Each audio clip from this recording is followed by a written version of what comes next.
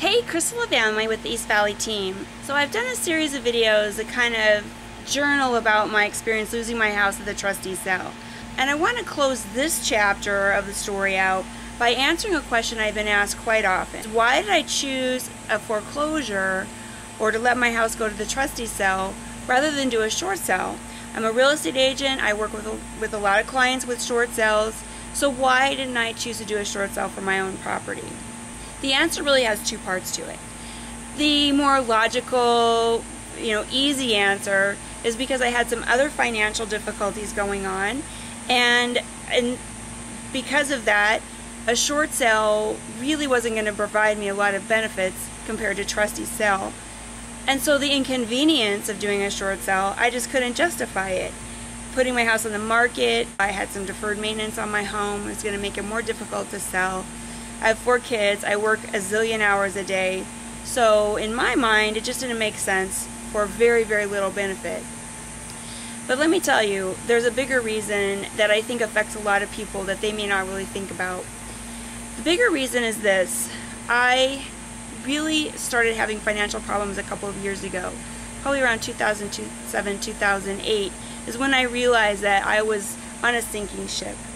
But I'm a very responsible person. I've always paid my bills. I've always had a very good credit score. And it was unthinkable for me to think about giving up my house in a short sale. And I never thought that I wouldn't be able to come up with some way to save my house. I am a single mom. I have 4 kids. We all sat around one day, talked about what were we willing to give up in order to keep our house. And we all unanimously agreed we would do anything to keep the house. I went ahead and did everything possible. I took an extra job. I used up all my savings, all my 401k savings for my retirement, everything. And all that I got for my trouble was more debt and a trustee sale.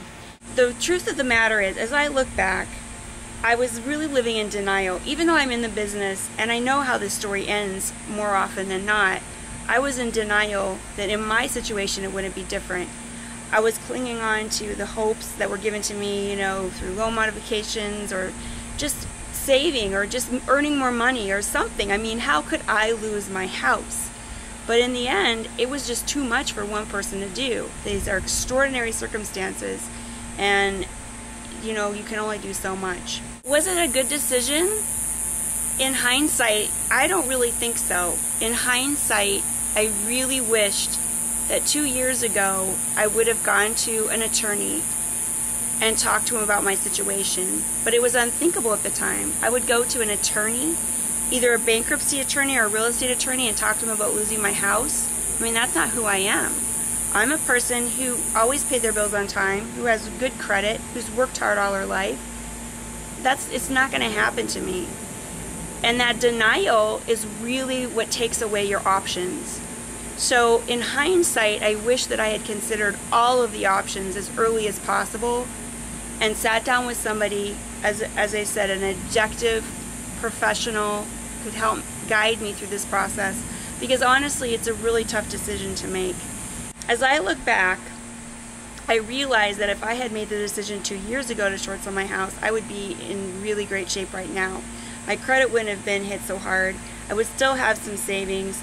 And after 2 years' time, I would be very close to recovered financially speaking. My credit score would be pretty much normal right now. Don't get me wrong, a short sale is not for everybody. Foreclosure is sometimes the better option, but you as a homeowner are probably not in a position to be able to figure that out on your own. You really need a professional to look at your situation legally, financially. What are your potential risks of either action, and help you decide what the best way to go is. Anybody who tells you a short sale is always the best way to go, you need to just walk away right now. That person is not giving you good advice. When people ask me about a short sale or what should I do, I'm behind on my payments, that's my answer, is it may not be what you would normally do, but leave all the options open. Know that you may have to do a short sale. You may end up losing your house to foreclosure. Go get advice from objective professionals that can help you make the best decision for your family. It might be tough in the short term, but in the long term, you're going to be better off by making that decision wisely based on professional advice and not on emotion. In hindsight, I would probably have preferred to have done the short sale, but you know what? You do the best you can do, and you move on. One way or the other, we're going to be okay. We're survivors in this family, so one way or the other will be fine. If you're in a tough spot like this, I really wish you the best of luck, and I strongly encourage you, go out, seek some professional advice, talk to an attorney, talk to a real estate agent, get the information, make the best decision for your family, and don't look back. Just make the best decision and move and look forward. If you have any questions or comments, leave me a comment below or shoot me an email at kristen@eastvalleyteam.com. I'd love to hear from you. Make it a great day.